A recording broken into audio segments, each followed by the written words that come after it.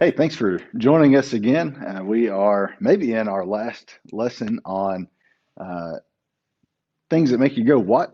We're used to hearing killer sermons at Main Street Church of Christ. Boom. I mean, just, knocking it out of the park, killer sermons.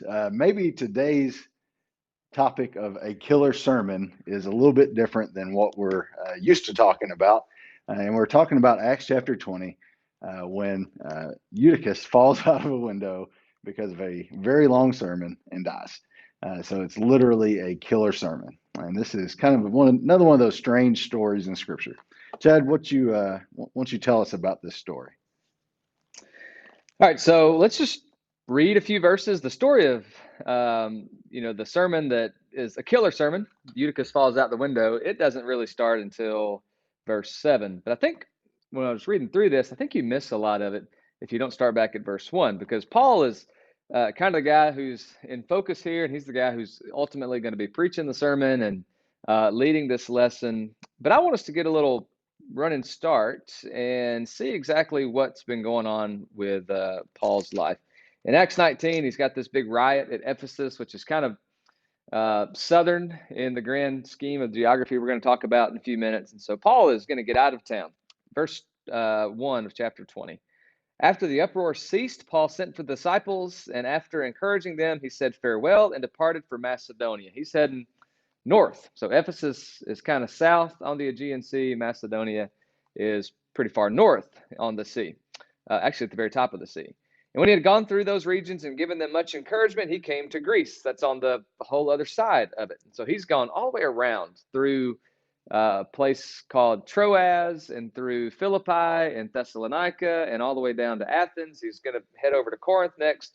He spent 3 months there, and when a plot was made against him by the Jews, as he was about to set sail for Syria, he decided to return through Macedonia. So he was going to keep going on his journey, but he figured out, well, they're going to kill me.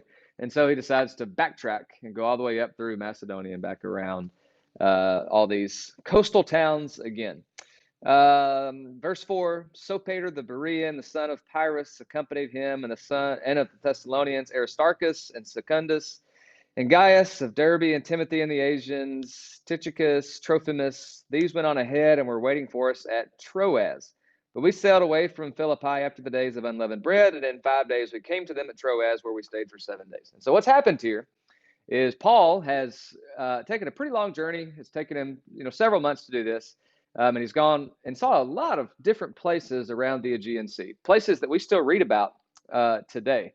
We have two letters actually in the New Testament from Corinth.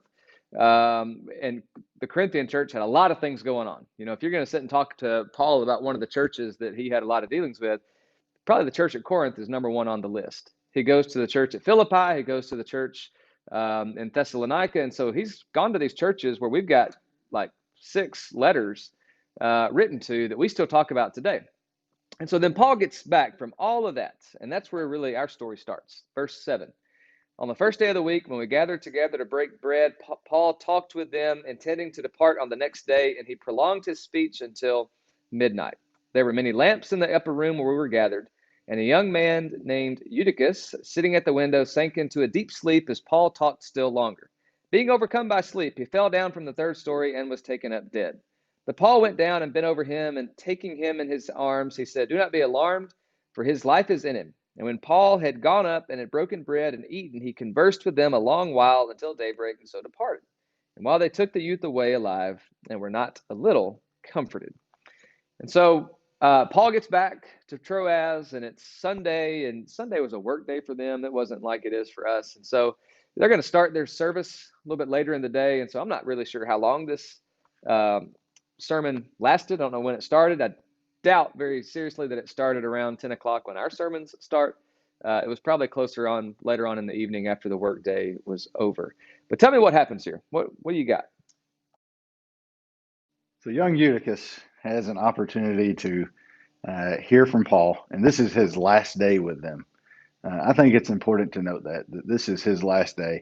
Paul is, I don't know if I'd call it on the run yet, but he is doing some quicker traveling than maybe he wanted to because the Jews are trying to kill him.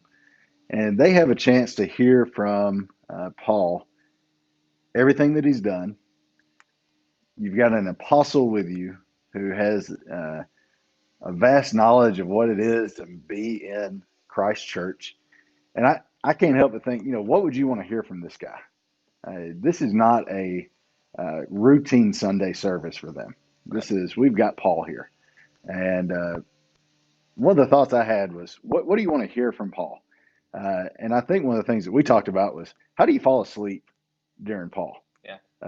And I think maybe the answer is when the butt gets tired, the head goes to sleep too. You can only sit for so long, maybe. One of the things I read was that maybe teenage boys weren't as different then as teenage boys are today. And so there was some difficulty for Eutychus staying awake. But I don't know if you've ever been in one of those settings other than every Sunday here, obviously, but there's when you're so enthralled in what's going on, I think that you become engaged in what is happening. I think it's clear that Eutychus may have just been present for this, and he gets comfortable. Yeah. And he has a seat, and he falls asleep, and he falls out the window, and he dies.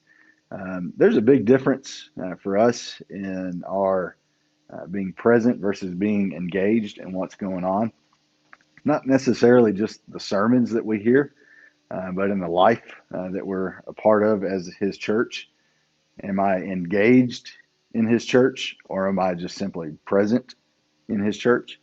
That's a big difference between whether or not I nod off because I work the graveyard shift on Saturday. That's a big difference between, how engaged I may be on Sunday only versus how engaged I am Monday through Saturday. Right. How big of a part do I play? And I think some of that is going to be decided by how much interest we take in what it is that's happening.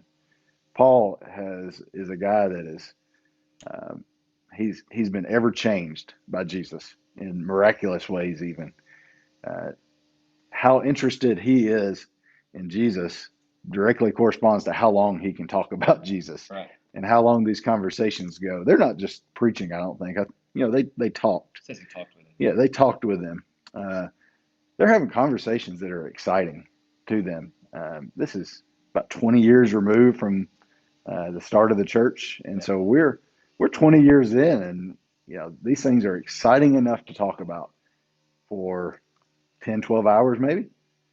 Certainly long enough to put somebody to sleep. And I wonder what it is that we look at in our lives that excites us enough about Jesus that we could carry on these conversations with others about what's going on in the church, what's going on in our spiritual life, what it means what it is that we're interested in enough to be engaged in it. Yeah. I can talk about a lot of stuff, but I may not go do it.